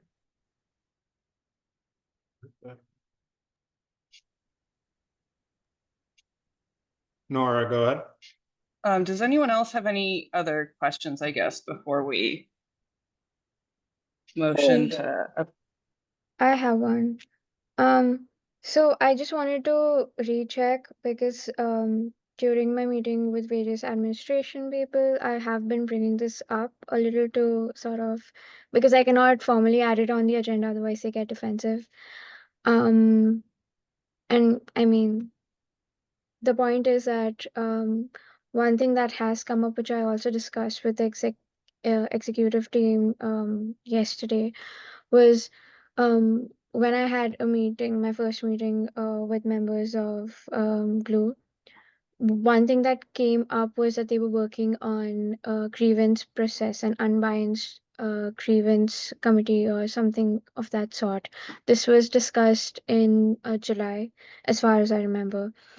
So I just wanted to like check up on that if that has been solved, because that sort of enables me to have a plus point to sort of push on by stating that, hey, if something happens in which a student needs to, come talk to somebody about it, they're not just talking to somebody involved with Blue already, because that becomes a biased party. If that makes sense. So like, I just want to know if that has been addressed. Are you, I'm not sure if I understand your question. Are you asking about like internal grievances or external grievances, like with an advisor? Internal. So yes, we have a committee that is actively working on creating these policies and structures. We are going to roll out a departmental lead or representative system in the near future, and have them vote on things like bylaws, things like policies, stuff like that. So we are actively in that process. Okay, great. And is this like committee that you have, is it of people who are not involved in Glue? Because that sort of becomes a biased party, is what you and Akanksha told me last time we met. That you were trying to get somebody from outside.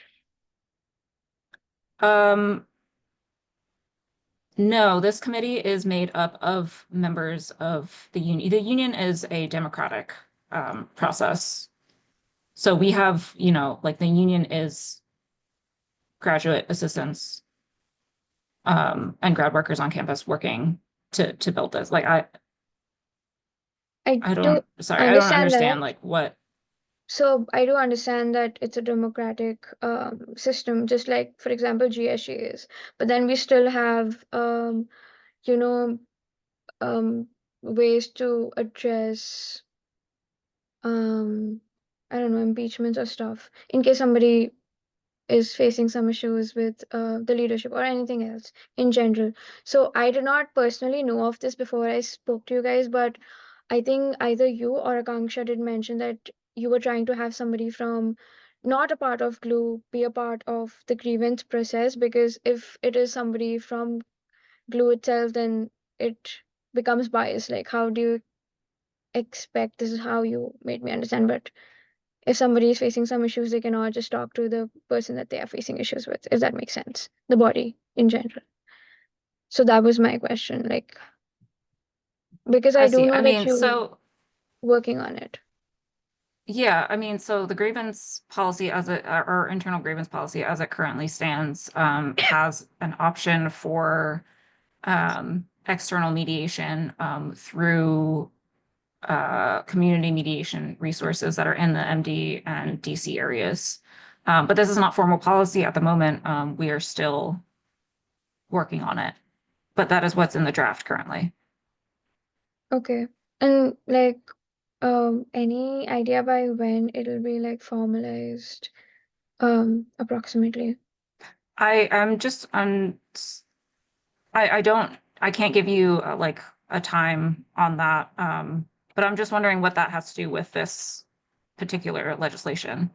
The thing is that if that is in place, it enables me to, apart from this legislation, push to in front of administrators, basically, to for the collective bargaining rights, to put it in lack of better words, if that makes sense, because I have to be the one representing it in front of them when I talk to them. And that's what I have been doing indirectly, because there are these loopholes that they can, use as points when I am advocating for GLUE. And if those points or loopholes are patched up and, repaired, then I will have more points to, give them that, hey, you had issues with these things are done. So why don't you support us now? Sort of thing. Is there a specific loophole that you're aware of that would allow them to deny us collective bargaining based on whether or not we have a third party in our internal grievances? No, the grievance is all I knew about. That's why I voiced it. There has to be an unbiased grievance process. Just like Dean Roth mentioned that they have a grievance policy in place. So No, even the school's grievance policy is not a neutral third party. Yeah.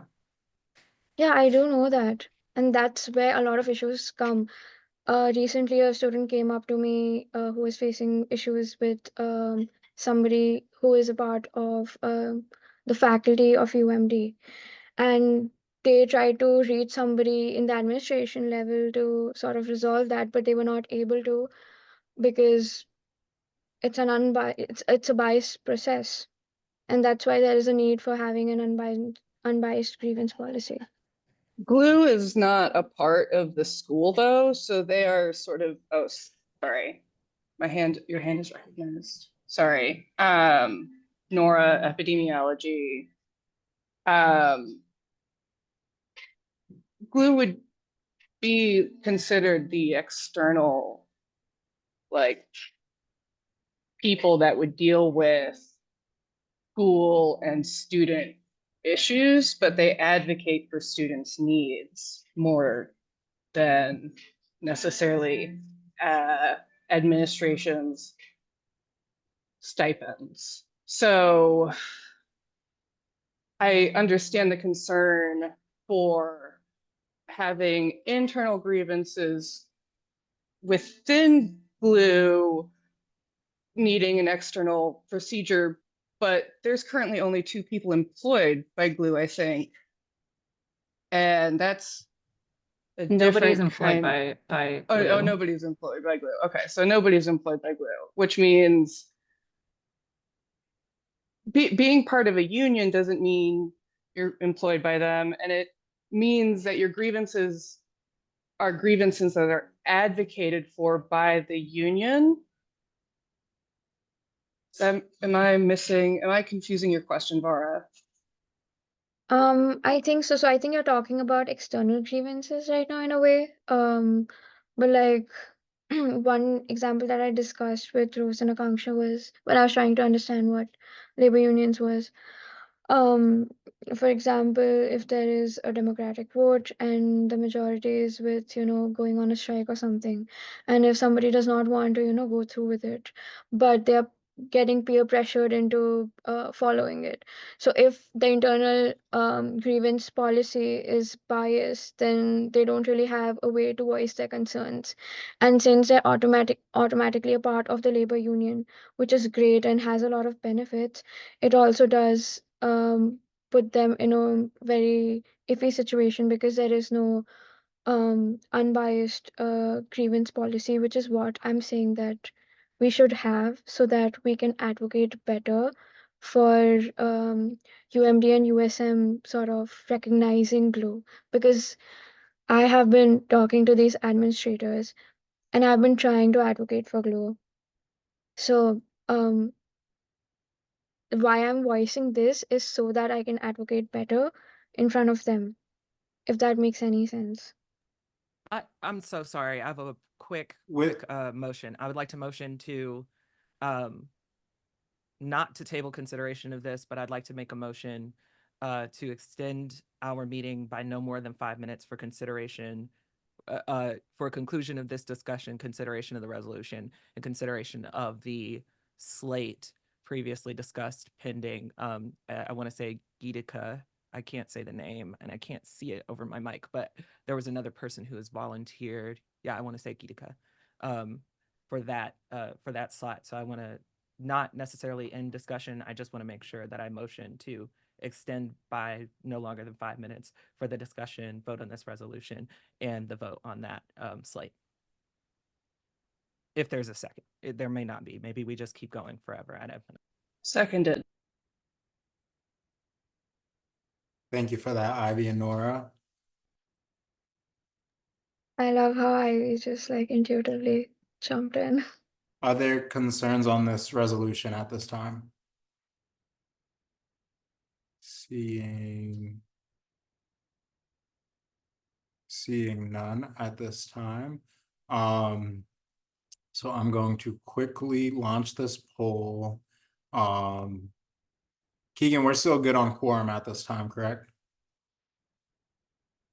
We are, yes, although we're losing people quickly, so. I know, I understand. Perfect. So with the poll, so now it's approving with the floor amendments, right? Yes. We're going to have to, got it. Let me approve as original.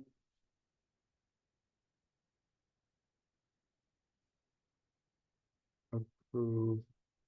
Can I do something really annoying? Absolutely. As I'm so sorry.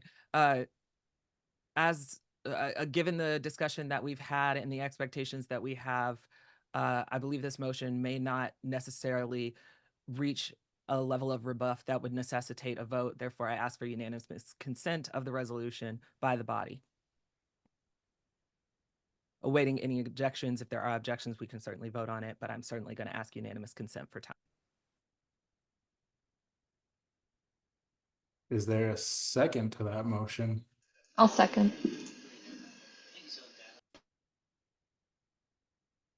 All in favor of unanimous? Yes, Sydney seconded. You only need to worry about the if there's any objections. Are there any objections? Yeah. Thank you. Thank you all. Moving into the last thing that we want to address before people start leaving is circling back to the governance so that we don't have to address that into a special assembly meeting.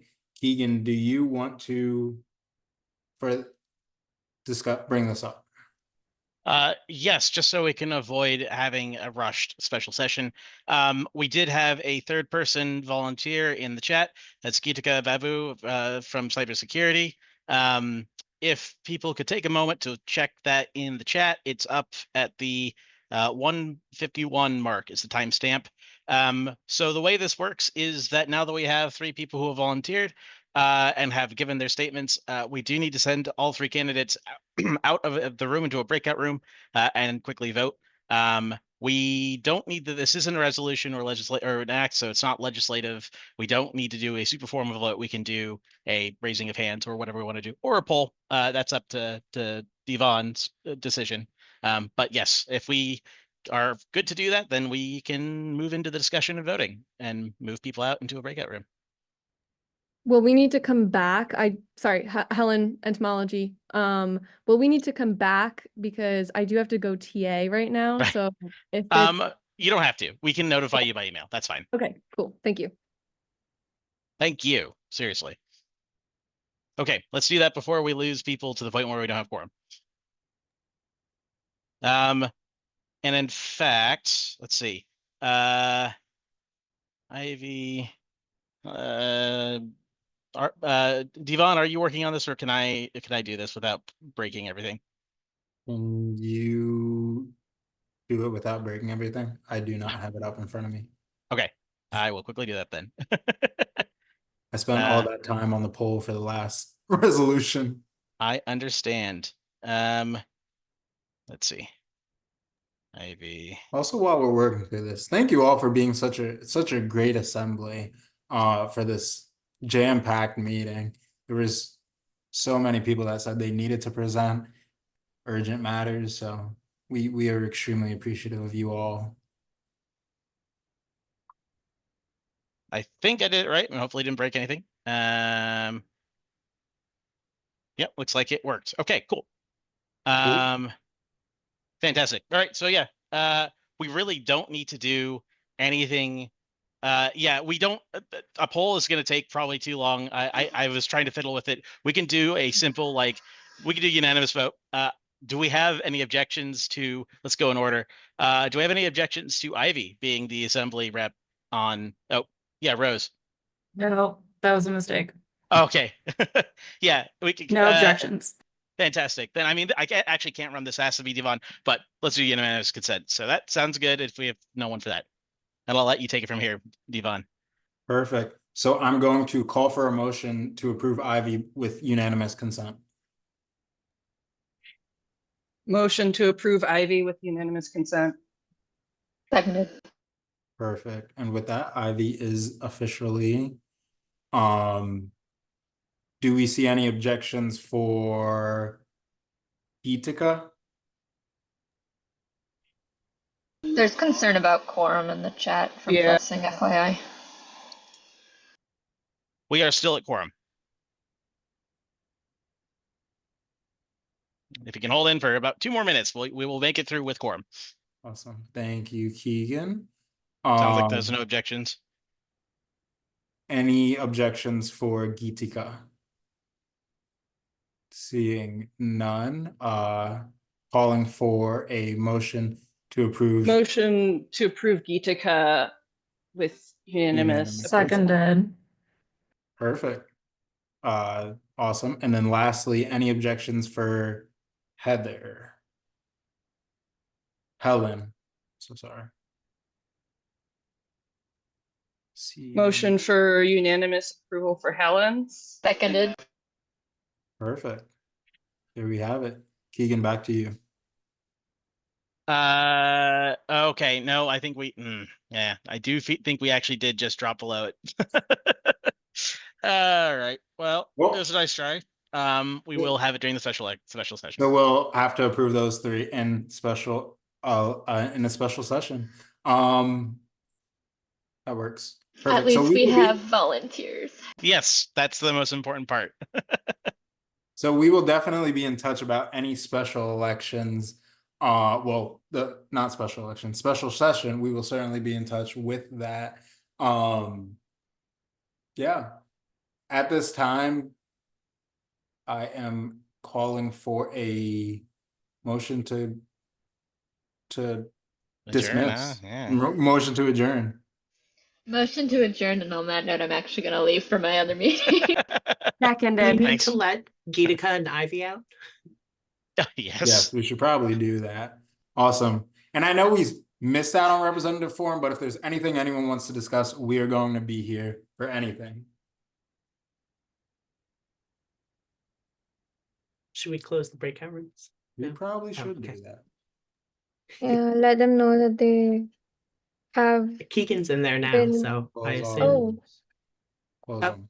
There we go. I think it's mixed. That was an action-packed agenda, y'all. Oh, I did not get through with my nominations. Yeah. I Yeah. think that's something we can, you don't have to, Yeah, I don't according to need Keegan, vote. you don't have to present them. But that is something if you want to bring up during the special session, you can. I think it's better so that people like know what's going on. In case I don't think somebody is like following our assemblies on YouTube, but like just in case. For sure. Yeah, so Yeah. we'll try to make time whenever this. I think the four of us are going to have to touch base about the special session. Yeah. I think though this gives Jillian more time. When is the special session again? I'm sorry. We didn't finalize anything on that. We'll communicate that when it's going to take place for sure. I think that's How's your something. health? We're So better. I'm still foggy. So I was trying my best to follow along today. So I wasn't sure if I missed that date. I was like, wait, when did they say it was? Okay. So I'll keep an eye out for that. Okay. yep. Thank you for all you do, TJ, and Blessing. Yeah. Of course. All right, y'all. Man, that mute button is hard to find. Are y'all good? Have, Right? have a wonderful day, y'all. I was gonna say, can we Bye. depart? Are y'all Yeah. vibing? We're good. All right. Go in peace. We'll Thank see you. ya. Keegan? Yeah.